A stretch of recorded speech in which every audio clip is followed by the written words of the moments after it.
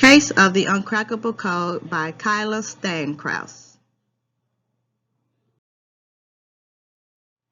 Chapter 1. Possible Alien Encounter. Who knows what is so special about next week? Miss Flores asked. I raised my hand. A mega asteroid is going to hit the moon and school will be canceled for the rest of our lives. Good try, but that's not quite the answer I was looking for, Rocket. My name is actually Ronald Carson Gonzaga, but everyone calls me Rocket on account of me being the speediest kid around. My friend Thule raised her hand. Next week, we have both the 100th day of school and Valentine's Day. Miss Flores smiled. Right, the 100th day of school is Wednesday and Valentine's Day is Thursday. For the 100th day of school, I'd like you to put 100 items on an article of clothing to wear to class. I exchanged green with Caleb, Laura, Thule, and Alex, my 4 best friends and the best detectives at Watson Elementary. We are so good at solving cases, we even have a name, the Goosum Gang. We do not actually have gum on our shoes. A gumshoe is a detective who solves cases. They solve mysteries. Mr. Sleuth gave us the name way back when we were in 2nd grade. Can I glue 100 Hot Wheel cars to my shirt? Caleb asked. He loves cars and math. He is also really messy. What about glass beakers? Asked Alex, pushing his glass up his nose.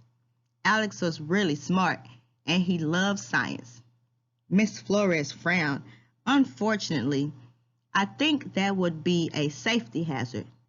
I'm going to do candy, Aiden said. I want to use safety pins, Myra said.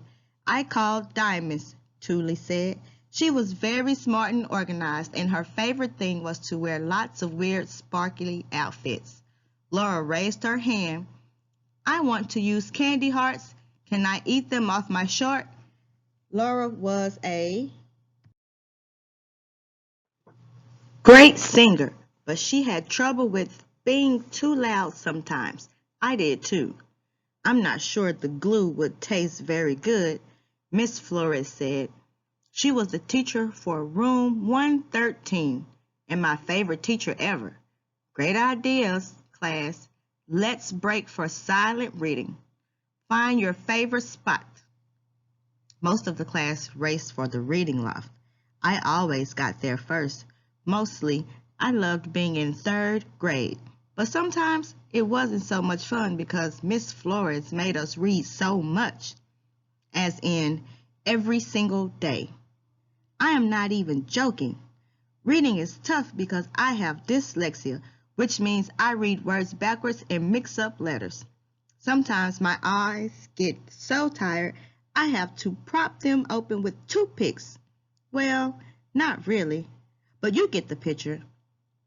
Because reading is so hard, I couldn't concentrate very well. I opened my book, but the words were fuzzy on the page. So instead, I started thinking about the problem of our new computer. Lab teacher, Mr. Benton. He was the school principal. Miss Holmes called a long-term sub for Miss Joseph. Last week, Mrs. Joseph left to be on something called maternity on account of having 2 babies at the same time. Mr. Benton had big hairy beard on his face and eyebrows so thick they looked like one long fuzzy caterpillar. He never smiled. He called the cafeteria the chow hall, and he yelled, "Drop and give me 20," every time he caught someone doing note passing. He always forgot everybody's name, too. Instead, he called us Roger this and Roger that. And the funny thing was, we didn't even have Roger in the whole school. Who knew where he got these things? I was pretty sure Mr. Benton was an undercover space alien sent to Earth to experiment on the brains of students.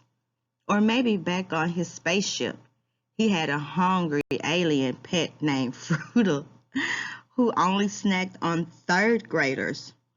Frutal had 12 spider legs, a body like a fat, slimy frog, and a purple poodle head. Don't ask me how I know this. The rest of the gruesome gang didn't share my suspicions. In fact, Laura laughed at me so hard milk shot out of her nose, and not in the I can't believe how funny you are kind of way. They didn't believe me that totally weird equals possible alien invaders, but I know better. Story read by DEISD District Library Assistant Miss Bunton.